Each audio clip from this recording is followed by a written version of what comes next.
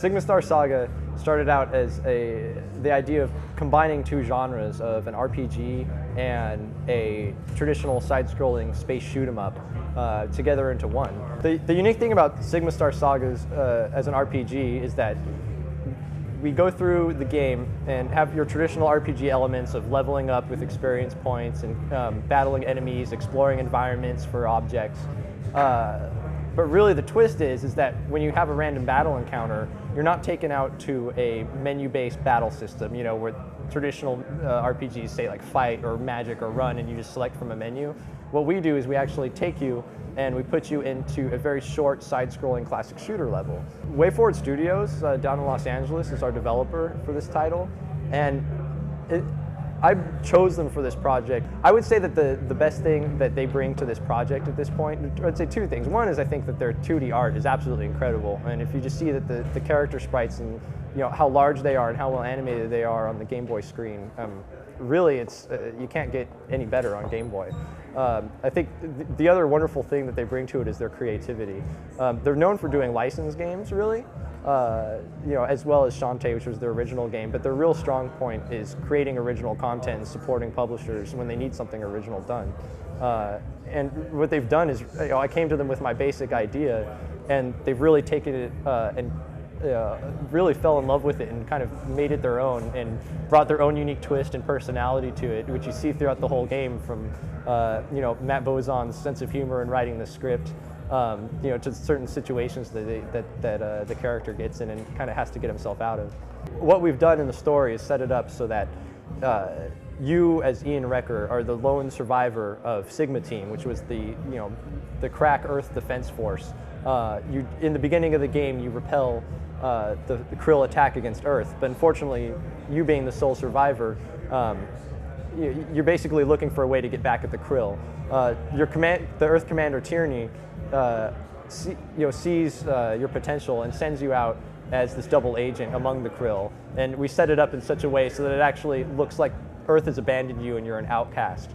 So the Krill are actually willing to pick you up and kind of take you in as one of their own. Once you're in the Krill ranks, your mission is to basically, prove yourself and your loyalty to the Krill, even though in real life you're really loyal to the humans. The RPG exploration side, you can find items called gun data, and gun data is basically the best way to describe it is a piece of a sentence that you have your beginning and the middle of an end of a sentence, right?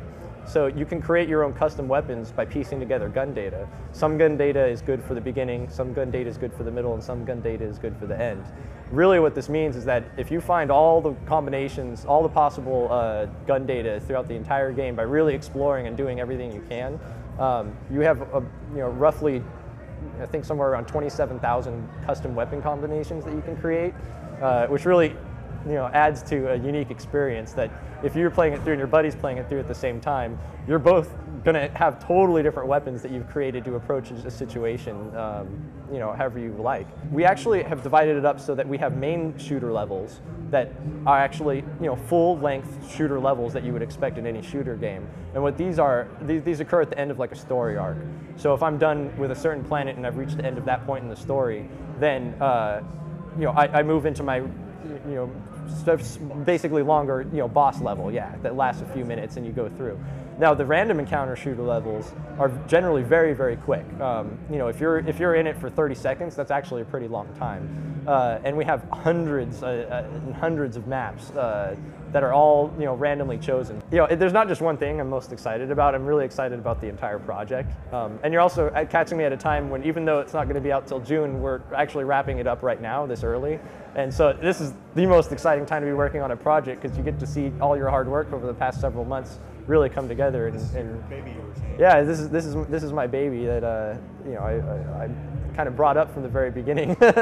And so it's just, for me, it's just neat to see all the elements from, I think the music is some of the best that you'll ever see or hear, I should say, on the Game Boy. I think the graphics are some of the best graphics you'll see on the Game Boy, and the animation.